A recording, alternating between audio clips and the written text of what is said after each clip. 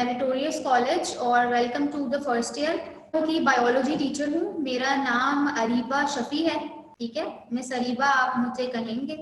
और मैं इस कॉलेज में तकरीबन 5 साल से हूँ। आप लोगों का जो सेशन है वो मेरा छठा सेशन है इस कॉलेज में। और बाकी फील्ड मेरी जाहिर सी बात है मेडिकल से रिलेटेड थी। मैंने बायोकेमिस्ट्री में मास्टर्स किया है और मैं गोल्ड मेडलिस्ट हूँ कराची यूनिवर्सिटी की। Plus I have also completed another degree, another post graduate masters in education, जो मेरा अभी अभी कंप्लीट हुआ है। तो 2 मास्टर्स मैंने किए हैं और मैं यहाँ पर तकरीबन 5 साल से हूँ। मैंने अपनी स्टडीज भी आधी जो है वो यहीं रहते हुए कंप्लीट की हैं। तो इंट्रोडक्शन इसलिए दे रही हूँ क्योंकि बायोलॉजी आप लोगों का सबसे मेजर सब्जेक्ट है और जब हम अपना मेजर सब्जेक्ट पढ़ रहे होते हैं तो हमें एक क्यूरियोसिटी होती है कि जो हमें पढ़ा रहा है वो उसकी क्या क्वालिफिकेशन है या उसकी जो है क्या कहते हैं वो क्या कैपेबिलिटीज हैं। तो मेरे हिसाब से बच्चों को पता होना चाहिए कि जो हमें पढ़ा रहा है वो खुद किस फील्ड से निकल कर आया है, ठीक है। So that is why I am introducing my self to you. मेरा सब्जेक्ट बायोलॉजी है बेटा। बायोलॉजी आपके पास फर्स्ट ईयर के अंदर 2 ब्रांचेस में डिवाइड होती है, बॉटनी और जोलॉजी, ठीक है। पेपर जो है वो 2 होते हैं, बॉटनी का पेपर अलग होता है, जोलॉजी का पेपर अलग होता है। लेकिन फॉर्चुनेटली बुक आपकी एक ही है, ठीक है। एक बुक है, बुक के अंदर 14 चैप्टर्स हैं, 14 चैप्टर्स हैं, ठीक है। इन 14 चैप्टर्स के अंदर कुछ डिविजन्स होती हैं जिसके हिसाब से हम बच्चों को ये बताते हैं कि आप इस बुक को पूरा पढ़ लेंगे हमारे साथ इस साल में, लेकिन कौन कौन से चैप्टर्स आपको बॉटनी के पेपर में याद करके जाने और कौन कौन से चैप्टर्स आपको जोलॉजी के पेपर में याद करके जाने। इन 14 चैप्टर्स की इक्वल डिवीजन हुई है बेटा बोर्ड की तरफ से, जिसमें आधे चैप्टर्स जो हैं हमारे पास वो आते हैं बॉटनी के अंदर और आधे चैप्टर्स 14 में से जो हैं वो आते हैं जोलॉजी के अंदर।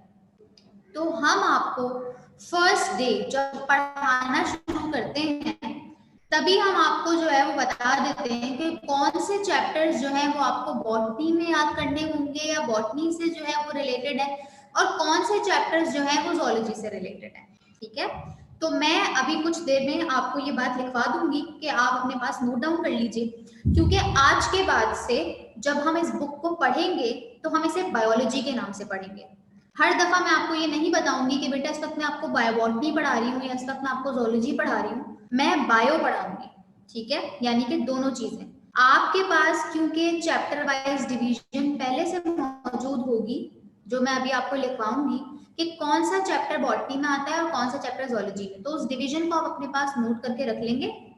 आपकी बुक में जो पहला पेज है वो कंटेंट्स का पेज होता है जहाँ सारे चैप्टर्स के नेम्स लिखे होते हैं। अगर आपके पास बुक है तो आप वहीं नोट कर लीजिएगा, अगर आपके पास बुक नहीं है तो आप जो है वो अपने पास किसी नोटबुक में नोट कर लीजिएगा, ताकि आपके पास एक चीज सेव हो जाए कि भाई कौन सा चैप्टर हमें बॉटनी के लिए प्रिपेयर करना है, कौन सा जोलॉजी के लिए, ठीक है। लेकिन मैं फिर वही बात कहूंगी कि मैं आप लोगों को पढ़ाऊंगी बायोलॉजी, मैं बार बार बॉटनी और जोलॉजी का जिक्र नहीं करूंगी, ठीक है। तो आपके हो गए 14 चैप्टर्स। पेपर दोनों का अलग अलग होता है, बॉटनी और जोलॉजी का। उसका पैटर्न क्या है वो पैटर्न भी मैं आप लोगों को जो है वो बता दूंगी कुछ देर में, ठीक है।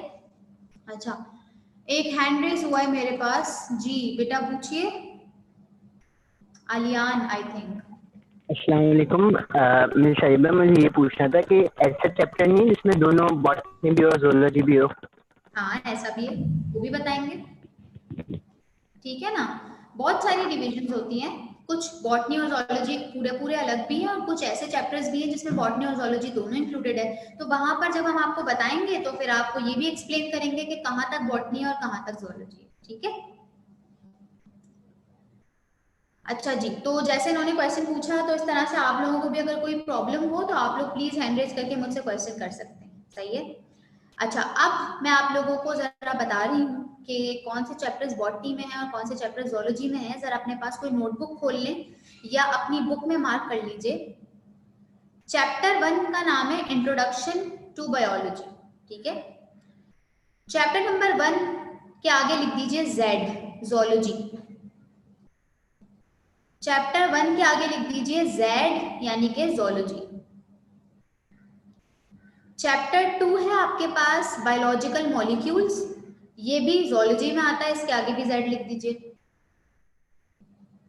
चैप्टर नंबर 3 का नाम होता है enzymes.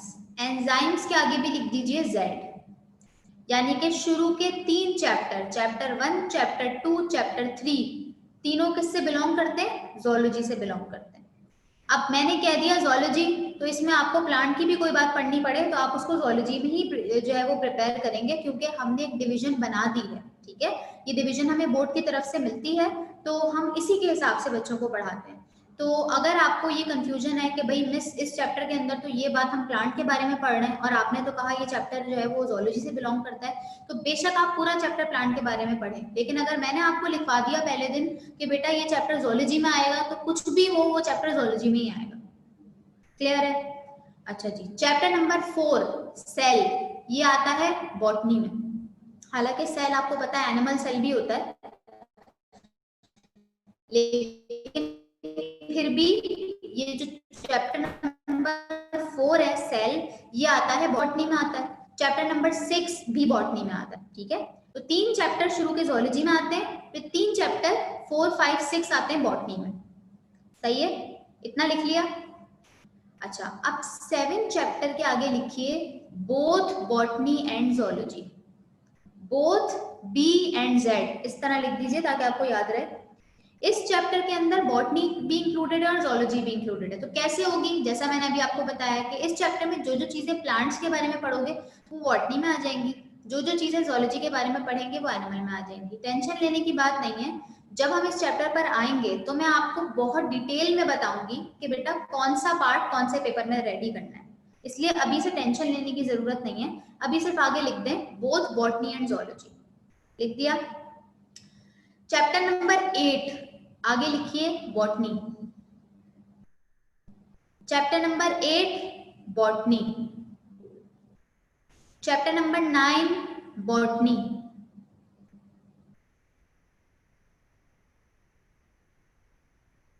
Chapter number 10 zoology, chapter number 10 zoology, chapter number 11 botany, chapter number 11 botany,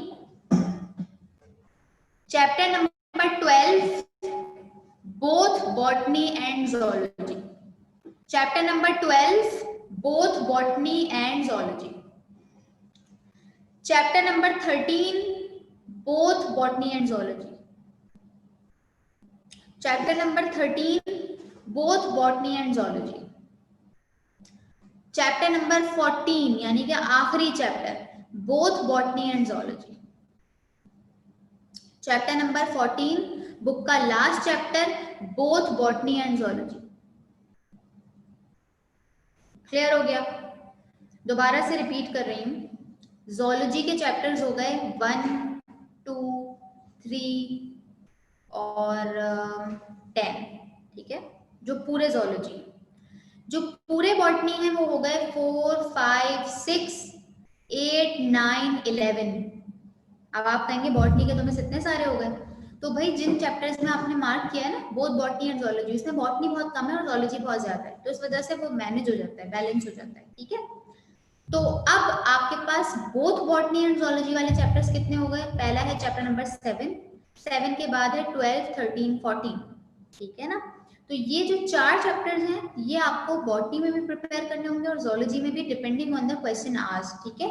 आपको जब ये चैप्टर्स पढ़ाए जाएंगे बेटा तो उस वक्त मैं आपको डिवीजन भी करवाऊंगी, जब आप लेक्चर नोट कर रहे होंगे तो मैं आपको लिखवाऊंगी भी कि कौन सा पार्ट बॉटनी में आता है, कौन सा पार्ट ज़ूलॉजी में आता है। अगर डिवीजन समझ में आ गई है जो अभी मैंने बताई है तो थम्स अप कर दें, ताकि मुझे समझ आ जाए कि आप लोगों को जो मैंने कहा वो समझ आ गया और आपने नोट डाउन कर लिया, ठीक है। Thank you so much. जो बच्चे थम्स अप नहीं कर रहे तो वो हैंड रेज कर लें अगर उनको कोई क्वेश्चन है तो। लाइबा अख्तर, बेटा आपको समझ आया? आलियान आपको समझ आया बेटा?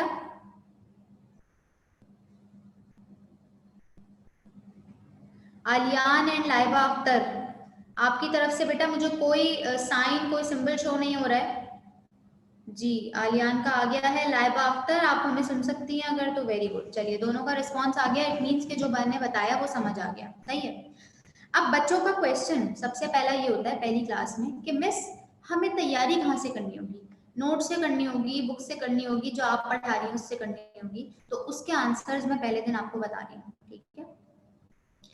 क्लास का तरीका ये होता है, जब हम लाइव क्लासेस लेते हैं यानी कि अपने सामने बैठाकर आपको पढ़ाते हैं, तो उसमें ये होता है कि मैं क्लास में आकर बोर्ड पे लिखती भी हूँ, डायग्राम्स भी बनाती हूँ और उसको एक्सप्लेन भी करती हूँ। जो मैं बोर्ड पे लिखती हूँ वो सारी बातें बहुत सिंपल लैंग्वेज में होती हैं, सिंपल होती है, ठीक है। लिखने का मकसद कि आपको मेरी बात समझ आ जाए, ठीक है। तो जो चीजें मैं क्लास में आकर आपके सामने लिखूंगी या उनको एक्सप्लेन करूंगी, वो चीजें कहलाएंगी आपका लेक्चर। लेक्चर आप नोट करेंगे किसी भी नोटबुक में जो आप करना चाहें, ठीक है। कोई भी ऐसी बात नहीं है कि मैं आपसे बोलूं कि भाई आपने लेक्चर गंदा क्यों नोट किया, पेंसिल से क्यों किया, पेन से क्यों किया। आपकी मर्जी है, आपकी कॉपी है, आपको क्लास में जो समझ आ रहा है आप उस हिसाब से अपना लेक्चर नोट करें, ठीक है। जी एलिया कुछ पूछना चाह रही है बेटा? मिस मैं ये पूछना चाह रहा हूँ कि जो नोटबुक होती हैं वो स्कूल प्रोवाइड करेगा, कॉलेज मतलब? जी, आप जब कॉलेज से कोर्स खरीदते हैं ना तो आपको ब्लू कलर की कॉपीज का पूरा बंडल मिलता है, आपको उसमें से बनाना है, आप उसमें से बनाएं। आपको वो नहीं लेना अपने पास से, आप रजिस्टर्स खरीदना चाह रहे हैं तो आपकी मर्जी। मैं यही बताना चाह रही हूँ कि लेक्चर कॉपी जो होती है ना वो आपकी पर्सनल कॉपी होगी, मैं कभी उसे चेक नहीं करूंगी, वो कभी मैं खोल के भी नहीं देखूंगी। वो लेक्चर आप अपनी सोच के हिसाब से नोट करेंगे कि मुझे इस क्लास में से क्या समझ आया। बात समझ आ रही है? ऐसा नहीं होगा कि मैं ये बोलूं भाई तुमने तो इस क्लास में आधी लाइन का लेक्चर नोट किया और उसने तो 2 पेज का कर लिया, तो उसने जितना समझा वो उसने लिखा, आप जितना समझ रहे हैं वो आप लिखें, ठीक है। लेक्चर नोट करना भी एक आर्ट होती है। ये अभी आपको शुरू में मुश्किल होगी, आप बोलेंगे यार क्या लिखूं, मतलब समझ नहीं आ रहा, मिस बोल रही है लेकिन मैं लिखूं क्या, मुझे ये समझ नहीं आ रहा, ऐसा आप सोचेंगे। लेकिन आहिस्ता आहिस्ता एक चैप्टर 2 चैप्टर बाद जब आप लेक्चर नोट करेंगे ना तो आप मुझे थैंक्स करेंगे कि हाँ भाई मिस आपने हमें बहुत अच्छा काम किया है लेक्चर नोट करना सिखा के। क्योंकि मैं तुम्हें अपना एक्सपीरियंस बताऊं कि जब हम लोग यूनिवर्सिटी गए तो यूनिवर्सिटी में टीचर आके लिखता था टॉपिक और बोलना शुरू कर देता था या प्रेजेंटेशन दिखाना शुरू कर देता था। हमें लेक्चर ही नोट करना नहीं आया कभी जिंदगी में, क्योंकि हमें कॉलेज लाइफ में किसी ने नहीं सिखाया। फिर यूनिवर्सिटी जाके हमें इतनी मुश्किल हुई कि 1 से 2 सेमेस्टर्स बर्बाद करने के बाद हमें ख्याल आया कि किस तरह से लेक्चर नोट किया जाता है और किस तरह से उससे तैयारी की जाती है। तो लेक्चर इज वेरी इंपॉर्टेंट, ठीक है। इस लेवल से ही लेक्चर नोट करना बहुत इंपॉर्टेंट होता है। तो लेक्चर नोट करना कोई हार्ड एंड फास्ट रूल नहीं है, बस जब आप क्लास में बैठेंगे खुद ही आपको आदत हो जाएगी, खुद ही आपको लिखना आ जाएगा, टेंशन नहीं लेनी इस बात की, ठीक है। तो पेपर में तैयारी कहाँ से करेंगे? पहली चीज लेक्चर, पहली चीज है लेक्चर, दूसरी चीज है नोट्स। पेपर में आपके बेटा एमसीक्यूज भी आते हैं, शॉर्ट क्वेश्चन भी आते हैं, लॉन्ग क्वेश्चन भी आते हैं, ठीक है। एमसीक्यूज और शॉर्ट क्वेश्चन में जो रीजनिंग क्वेश्चन होते हैं ना, वाई और हाउ वाले सवाल, ये चीजें आप नोट से हल नहीं कर सकते, इसके लिए आपको लेक्चर से ही तैयारी करनी पड़ेगी।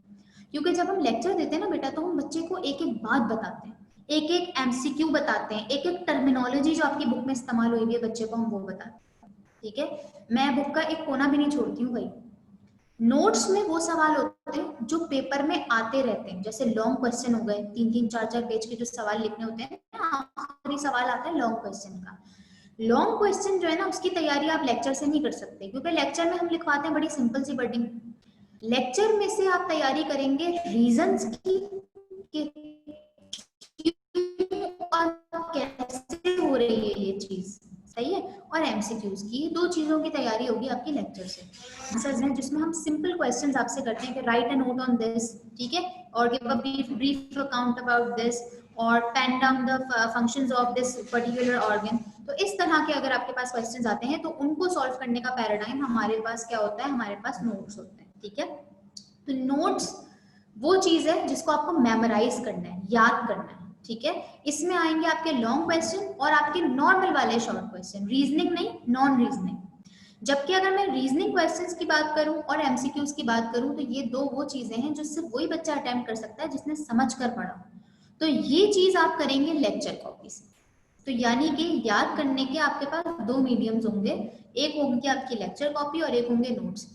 बिलीव मी, अगर आपको लेक्चर नोट करना आ गया तो आप सिर्फ लेक्चर को एक दफा पढ़ेंगे, आपको पूरा प्रोसेस भी याद हो जाएगा, और फिर उस टॉपिक को जब आप नोट्स में दोबारा पढ़ेंगे तो फिर तो वो इतना पक्का हो जाएगा कि आपको याद करने में मुश्किल भी नहीं। वरना अमूमन ये होता है कि सिर्फ नोट्स को प्रेफर करने वाले बच्चे पेपर में बहुत गलतियां करते हैं, क्योंकि नोट्स में एक जरा कॉम्प्लिकेटेड सी लैंग्वेज लिखी होती है, जरा मुश्किल सी बातें लिखी होती हैं। अब उनको बच्चा सिर्फ रट्टा लगा लेता है, तो रट्टा लगाने से क्या होता है, चीजें खराब होती हैं। जब चीज समझ में आई हुई होगी ना तो उसको याद करना बड़ा आसान होता है, क्योंकि पहले से हमें पता होगा कि हमें जो है वो इस टॉपिक में स्टडी क्या करना है, या बेसिक कंसेप्ट जो है वो इस टॉपिक के पीछे क्या है। ठीक है, तो ये दो चीजें आपको अटेम्प्ट करनी होंगी क्लास में। अच्छा, अब क्योंकि अभी तो हम ले रहे हैं ऑनलाइन क्लासेस, तो ऑनलाइन क्लासेस में जाहिर सी बात है मैं यहाँ बैठकर सिर्फ बोल सकती हूँ, तो आप जो है वो अपने पास लिख तो सकते नहीं मेरी बात। ठीक है, क्लास में जो हमारा इंट्रोडक्शन होता है वो इस तरह से होता है कि एक सवाल मैंने बच्चे से पूछा, उसने जवाब दिया, उससे मैंने एक नया सवाल बनाया, दूसरे बच्चे से पूछा, उसने कुछ बताया, वो बोर्ड पे लिखा, चार्ट्स बनाए, ब्रेनस्टॉर्मिंग की, इस तरह से पढ़ाया जाता है। तो अब क्योंकि ये चीजें ऑनलाइन क्लासेस में हमारे लिए पॉसिबल नहीं है, इसलिए मैंने लेक्चर्स की जगह पावर पॉइंट प्रेजेंटेशंस बना ली आप लोगों के लिए। ठीक है, ताकि क्लास में जो लेक्चर में डिलीवर करूं in the form of presentations, उसकी पिक्चर्स फिर मैं क्लास के बाद आपको ग्रुप पर सेंड कर दूं, और वो आपके पास हमेशा के लिए सेव हो जाएंगी एज योर लेक्चर। फिर आप चाहें तो उनको अपने पास रजिस्टर में उतार लें एज योर लेक्चर, और अगर आप ना चाहें तो कोई मसले की बात नहीं है, जो पिक्चर्स आपको दी जाएं बस उनको अपने पास सेव रखिएगा ताकि वो लेक्चर की जगह आपके काम आ सके। ठीक है, तो जिस तरह क्लास में लेक्चर और नोट्स हैं, अभी ऑनलाइन क्लास में हमारे पास क्या है, प्रेजेंटेशन और नोट्स हैं तैयारी करने के लिए। Is that clear to you all? अगर इतना क्लियर हो गया जो मैंने इंस्ट्रक्शंस दिए हैं तो मुझे जरा थम्स अप करके बता दीजिए कि मिस हमें समझ आ गया। ठीक है, तो यानी कि अब आप मेरी क्लास लेने के लिए तैयार हैं। अच्छा जी, क्लास के साथ साथ एक चीज और मैं आपको बता दूं कि बायोलॉजी का जो सब्जेक्ट है बेटा वो डायग्राम्स पे बेस करता है। ये बात आप सबने सुनी होगी बचपन में भी कि जब कोई बच्चा बायो लेता है तो उससे यही पूछा जाता है कि तुम्हारी ड्राइंग अच्छी है क्या। तो डायग्राम और ड्राइंग्स जो है वो हमारे सब्जेक्ट का पार्ट है। ठीक है, तो उनका तरीकेकार ये होता है कि बुक में क्योंकि डायग्राम्स ब्लैक एंड व्हाइट बनी होती हैं, आधी से ज्यादा चीजें नजर भी नहीं आ रही होती हैं, तो हम क्या करते हैं, मैं बोर्ड पर बच्चों को डायग्राम बनवाती हूँ। एक दिन जो डायग्राम मैंने बनवाई तो इसका मतलब है बोलूं मैं या ना बोलूं, नेक्स्ट डे उस डायग्राम की प्रैक्टिस बराबर वाले पेज पर होनी जरूरी है। या आप चाहें तो डायग्राम का कोई अलग से पोर्शन बना लें कॉपी में और उसमें बना लिया करें। अगर अगले दिन नहीं बनी हुई तो वो 2 के फैक्टर से मल्टीप्लाई होती रहेंगी, फिर अगले दिन आपको 2 बना के लानी है, फिर आपको 4 बना के लानी है, फिर आपको जो है वो 16 बना के लानी है। ठीक है, ट्वाइस कर लीजिएगा फिर उसको। क्लियर है? तो ये चीज अपने दिमाग में रखिएगा कि अगर एक दफा डायग्राम बन गई है तो कुछ भी हो, कहीं भी जाएं आप, कहीं भी आए, कोई भी प्रॉब्लम हो, नेक्स्ट डे वो डायग्राम आपकी कॉपी में होनी चाहिए। क्योंकि हमारे पास थ्योरी इतनी होती है बेटा कि हमारे पास इतना टाइम नहीं होता कि हम डायग्राम्स पे जो है वो अपना टाइम वेस्ट करें। तो इस वजह से अगर मैं अपनी क्लास का टाइम निकालकर आपके लिए आसान डायग्राम बनवा रही हूँ, वरना मेरा कुछ भी नहीं जा रहा, मैं आपसे कहूँ कि बुक की वाले पेज पे डायग्राम बनी हुई है, इसकी प्रैक्टिस कर लीजिएगा, तो वो आपके लिए मुश्किल हो जाएगी। तो अगर मैं आपके लिए मेहनत कर रही हूँ तो आपको भी मेरे लिए मेहनत करनी पड़ेगी। तो if I give any diagram to you in some class, it means that you have to make that or you have to practice that diagram the next day। ठीक है, और फिर उसको मैं चेक करूंगी कि आप लोगों ने जो है वो काम किया है या नहीं किया। तो ये एक और पार्ट है मेरी क्लास का जो बायोलॉजी के लिए हम लोग फॉलो करते हैं। क्लियर है? अच्छा जी, अभी जो है वो हमारे पास इतना टाइम नहीं है क्लास का कि मैं पेपर पैटर्न डिस्कस कर लूँ, तो पेपर पैटर्न हम डिस्कस करते हैं नेक्स्ट क्लास में, यानी कल की क्लास में। अभी हम स्टार्ट करते हैं आप लोगों के लिए एक अदद प्रेजेंटेशन जो कि फर्स्ट ईयर से रिलेटेड है। Chapter number 1 introduction to biology जो है वो आपको इसमें पढ़ाया जाएगा। तो अभी कुछ देर में आपके सामने मैं स्क्रीन शेयर करूंगी जिससे आपको जो है वो पता चल जाएगा कि भाई मिस जो है वो क्या पढ़ाने वाली है। ठीक है, तो 1 2 3 प्रेजेंटेशंस आप लोगों की स्क्रीन के ऊपर ये रखी। चैप्टर नंबर 1 नाम क्या है अभी? Introduction to biology. यहाँ मैंने नहीं लिखा कि जोलॉजी से बिलोंग करता है, क्यों? क्योंकि मैं आपको पहली क्लास में बहुत डिटेल में ये बात बता चुकी हूँ, तो इस वजह से मैं बार बार ये बात मेंशन नहीं करूंगी, मैंने पहले भी कह दिया था, ठीक है। Introduction to biology chapter number 1। इस चैप्टर में हम बिल्कुल इंट्रोडक्टरी बातें पढ़ेंगे बायोलॉजी के बारे में, क्योंकि हम बायोलॉजी स्टार्ट करने वाले हैं फर्स्ट ईयर की, फिर सेकेंड ईयर की, तो उससे पहले जरूरी है कि हम बायोलॉजी को जान लें कि बायोलॉजी बेसिकली है क्या। तो व्हाट इज बायोलॉजी? बायोलॉजी की डेफिनेशन आई होप कि आप सबको आती होगी। बायो का मतलब होता है लाइफ, ठीक है, और लॉजी का जो वर्ड इस्तेमाल हुआ है ये हम पढ़ने के लिए यानी कि टू स्टडी के लिए इस्तेमाल करते हैं, ठीक है। तो the word biology is made up of 2 Greek words, 2 Greek word से मिलकर बना है। पहला वर्ड है बायोस जिसका मतलब होता है लाइफ, और दूसरा है लोगोस या logy which means to study. It can therefore be defined as the study of life, और अगर हम इसको डिफाइन करना चाहें तो इसके मीनिंग से हमें ये पता चलता है कि it is the study of life, ठीक है।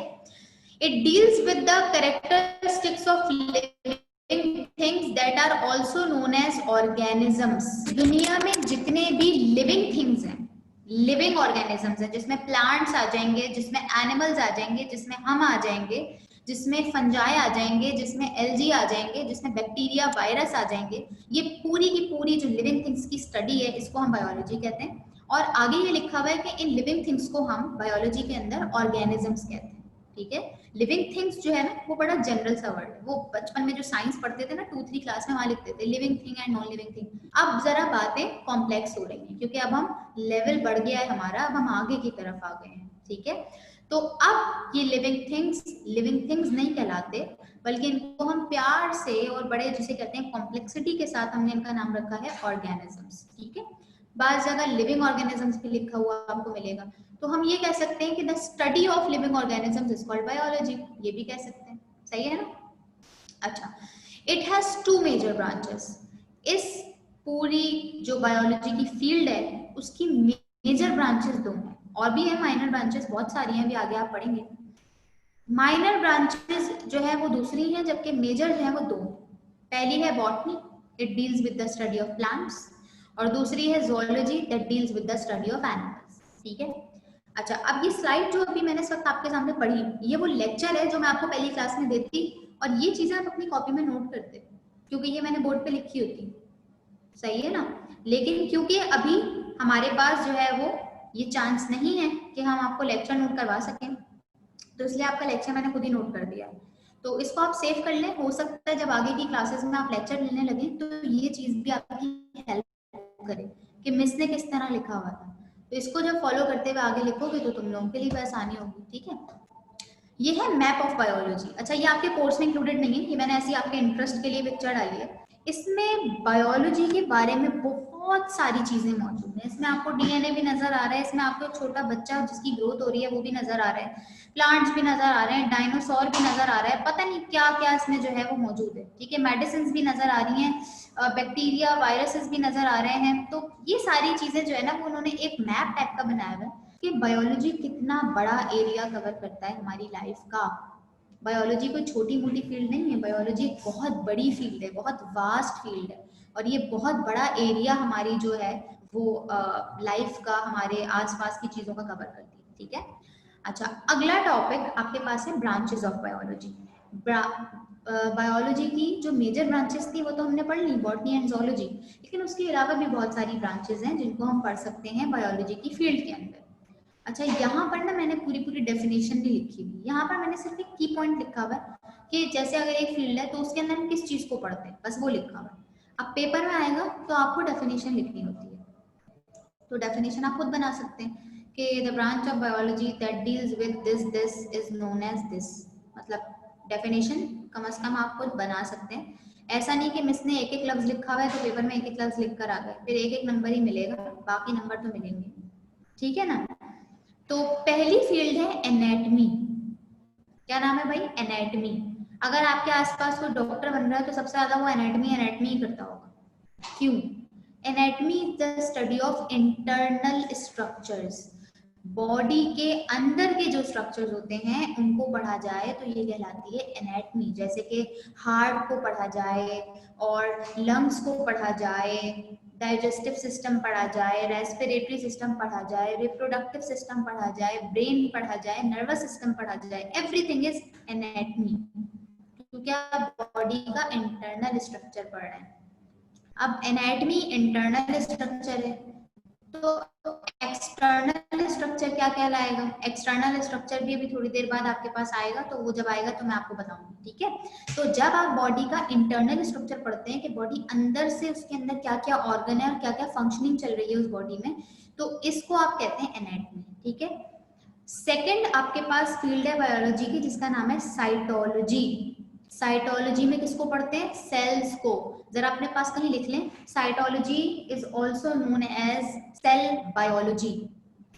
Cytology is also known as cell biology. Cytology जो है वो कभी कभी सेल बायोलॉजी भी कहलाती है। क्यों? क्योंकि सेल की स्टडी है।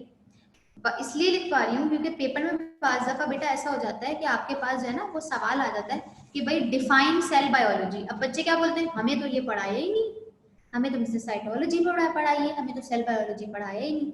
तो उस वजह से हमें चीजों के सेकंड नेम्स भी पता होने चाहिए, ताकि अगर पेपर में दूसरे नेम से क्वेश्चन आ जाए तो एटलीस्ट हम उसे आंसर कर सकें। अगली जो फील्ड है वो कहलाती है हिस्टोलॉजी। हिस्टोलॉजी जो फील्ड है वो है टिश्यूज की। अब ये टिश्यू रोज पेटल वाला टिश्यू नहीं है, ये वो टिश्यू है जो ऑर्गन्स से पहले बनते हैं। हमने आपने पढ़ा हुआ होगा कि सेल्स मिलते हैं तो टिश्यू बनते हैं, टिश्यू मिलते हैं तो ऑर्गन बनते हैं, ऑर्गन मिलता है तो ऑर्गन सिस्टम बनता है, ऐसा ही है ना। तो जो टिश्यूज की स्टडी है उसको हम कहते हैं हिस्टोलॉजी। कैंसर इसी में आता है। कैंसर होता है ना, क्या प्रॉब्लम होती है कैंसर में? सेल्स जो हैं किसी पर्टिकुलर टिश्यू, किसी पर्टिकुलर ऑर्गन के बहुत तेजी से डिवाइड करने लगते हैं। इतनी तेजी से डिवाइड करने लगते हैं कि या तो वो लंप बना लेते हैं, या वो कोई गुठली टाइप का स्ट्रक्चर वहां पे बना लेते हैं, या उसको रेड कर देते हैं उस जगह को, या अंदर ही अंदर इंसान खत्म कर देते हैं। तो मसला होता है टिश्यूज का। आपने सुना होगा बायोप्सी का एक वर्ड, एक टेस्ट होता है कि जिसको भी कैंसर है उसका वो पार्ट निकालते हैं सर्जरी करके या वैसे ही, और उसके बाद फिर उसकी बायोप्सी होती है। बायोप्सी क्या है? टिश्यू स्टडी है, वो भी हिस्टोलॉजी में ही आती है, ठीक है। टिश्यूज को काट के उनको पढ़ा जाता है, उनको माइक्रोस्कोप के अंदर देखा जाता है, उनमें 10-12 केमिकल डाले जाते हैं ये देखने के लिए कि ये कैंसर सेल्स हैं तो इस तरह रिएक्ट करेंगे, नॉर्मल सेल होंगे तो नहीं करेंगे। तो इस तरह की चीजें की जाती हैं जज करने के लिए कि कहीं इसमें कैंसर तो नहीं है। तो हिस्टोलॉजी टिश्यूज की स्टडी है। जब आप टिश्यू के टेस्ट करते हैं या उनको स्टडी करते हैं बायोप्सी में, कैंसर स्टडीज में, तो वो सारी की सारी चीजें हिस्टोलॉजी में आती हैं, ठीक है। अगली है बायोकेमिस्ट्री, मेरी फेवरेट, मेरी फील्ड है भाई ये। बायोकेमिस्ट्री है बायोलॉजिकल रिएक्शंस के लिए। क्या होते हैं बायोलॉजिकल रिएक्शंस? अच्छा, यहाँ पर मैं आपको एक बात बताती हूँ। आपने एक लफ्ज सुना होगा कभी ना कभी, मेटाबॉलिज्म। एक लफ्ज होता है जो हम बायो में अक्सर इस्तेमाल करते हैं, पता नहीं आपने सुना नहीं सुना, लेकिन इस साल आप बहुत सुनेंगे फर्स्ट ईयर में। मेटाबॉलिज्म। मेटाबॉलिज्म का मतलब होता है chemical reactions in a living body. लिख लें कहीं अपने पास, मेटाबॉलिज्म, ठीक है। मेटाबॉलिज्म का मतलब होता है chemical reactions in a living body, ठीक है। Chemical reactions in a living body को हम कहते हैं मेटाबॉलिज्म। तो भाई मेटाबॉलिज्म है तो लाइफ है। जिस लम्हे ये मेटाबॉलिज्म रुका, आपके सेल में होने वाले केमिकल रिएक्शंस रुके, आपका सेल रुक जाएगा, सेल रुक गया बॉडी रुक जाएगी, इंसान खत्म। तो कहते हैं मेटाबॉलिज्म जिंदगी है, मेटाबॉलिज्म लाइफ है। अगर मेटाबॉलिज्म रुक जाएगा तो हम भी रुक जाएंगे, मतलब खत्म हो जाएंगे, ठीक है। यहाँ पर मैं आपको क्या बताना चाह रही हूँ कि ये बायोलॉजिकल रिएक्शंस जिसको इन्होंने कहा हुआ है ना, ये मेटाबॉलिज्म है। यहाँ पर जो इन्होंने लिखा हुआ है ना कि biochemistry is the study of biological reactions, या the branch of biology that deals with the biological reactions in a living body is known as biochemistry. ये है ना इसकी डेफिनेशन। तो ये बायोलॉजिकल रिएक्शंस हैं क्या? तो ये मैं आपको बताना चाह रही हूँ कि ये मेटाबॉलिज्म की बात है। केमिकल रिएक्शंस जो हर लम्हे हमारे जिस्म में, एनिमल्स के जिस्म में, प्लांट्स के जिस्म में, बैक्टीरिया में, वायरसेस में, फंजाई में, सबके अंदर केमिकल रिएक्शंस होते रहते हैं। कुछ ना कुछ बनता रहता है, टूटता रहता है। तो ये जो केमिकल रिएक्शंस हमारी बॉडी में होते हैं या किसी भी लिविंग ऑर्गेनिज्म की बॉडी में होते हैं, इसको हम कहते हैं मेटाबॉलिज्म। और मेटाबॉलिज्म यानी बायोलॉजिकल रिएक्शंस की जो स्टडी है, जिसमें आप इसको पढ़ते हैं, वो स्टडी कहलाती है बायोकेमिस्ट्री। ठीक है, नाम से ही पता चल रहा है, बायो मतलब लाइफ और केमिस्ट्री मतलब केमिकल्स। तो लाइफ से रिलेटेड जो केमिकल्स हैं, लाइफ से रिलेटेड जो केमिकल रिएक्शंस हैं, उन सबको क्या कहा जाता है? उन सबको बायोकेमिस्ट्री कहा जाता है। ठीक है, अगली स्टडी है फिजियोलॉजी। फिजियोलॉजी इसमें हम पढ़ते हैं इंटरनल फंक्शंस को। अब जरा ऊपर वाली फील्ड पे जाइए, एनाटॉमी पे क्या लिखा हुआ है? Internal structure. स्ट्रक्चर का मतलब है कि अगर मैं हार्ट देख रही हूँ तो मैं बोलूंगी हार्ट दिखता कैसा है, हार्ट बना किस चीज से है, हार्ट के अंदर कौन कौन से मसल्स इस्तेमाल हुए हैं, हार्ट के अंदर कितनी वेसल्स हैं, ये मैंने पढ़ा एनाटॉमी में। फंक्शन में क्या पढ़ेंगे? हार्ट के ऑरिकल्स क्या फंक्शन परफॉर्म करते हैं, हार्ट के वेंट्रिकल्स क्या फंक्शन परफॉर्म करते हैं, हार्ट से जो एओर्टा निकलती है वो क्या फंक्शन परफॉर्म करती है, जब हार्ट पंप होता है तो ये फंक्शन कैसे पूरा होता है। तो दोनों में फर्क है। एक है इंटरनल स्ट्रक्चर की स्टडी, जिसमें आप सिर्फ स्ट्रक्चर पढ़ेंगे कि चीज बनी हुई कैसे, स्ट्रक्चर क्या है उसका।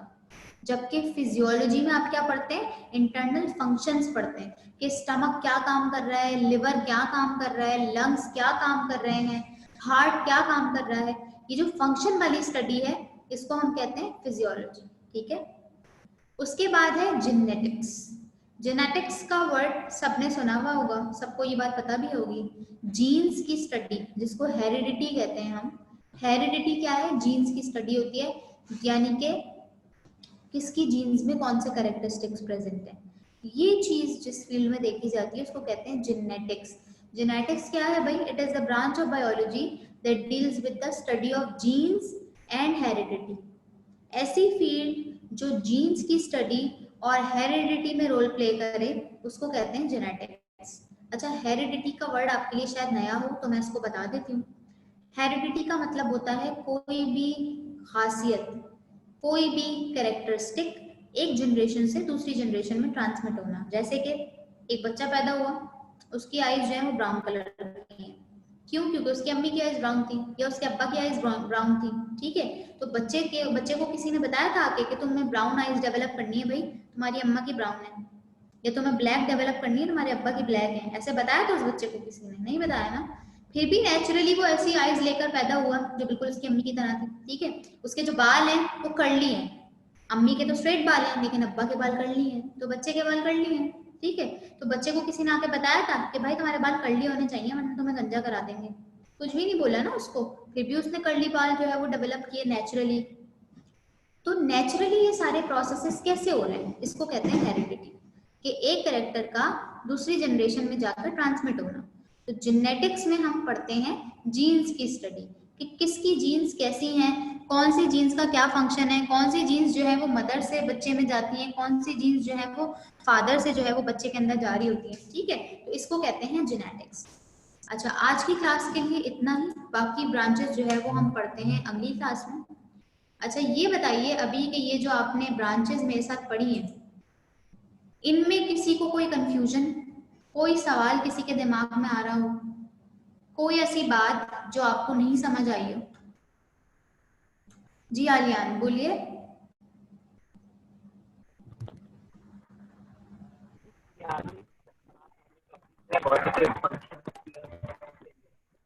आपकी आवाज,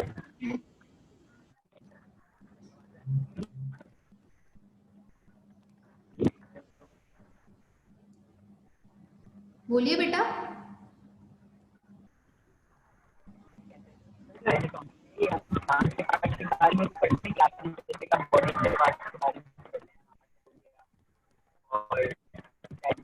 बेटा आपकी आवाज जो है ना वो इतनी ज्यादा शेकी हो रही है कि मुझे कुछ भी समझ नहीं आ रहा। आई थिंक आपके इंटरनेट कनेक्शन में कुछ प्रॉब्लम है।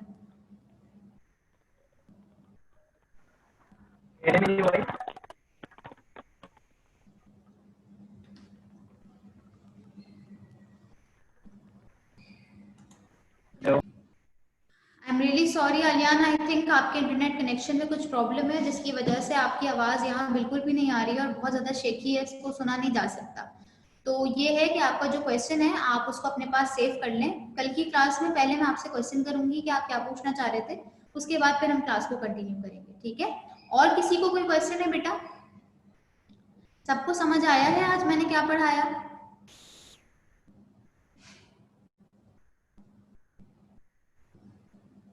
ठीक है, तो अगर मैं आपसे कोई सवाल पूछा करूं और अगर उसका आंसर आपका हाँ है तो आप थम्स अप कर दिया करें, और अगर ना है तो कुछ भी मत किया करें। तो उससे मुझे पता चल जाएगा कि हाँ भाई, जिनके हाथ नहीं उठे, जिन्होंने थम्स अप नहीं किया, उनको समझ नहीं आया, तो फिर मैं उनसे क्वेश्चन कर लिया करूंगी, ठीक है?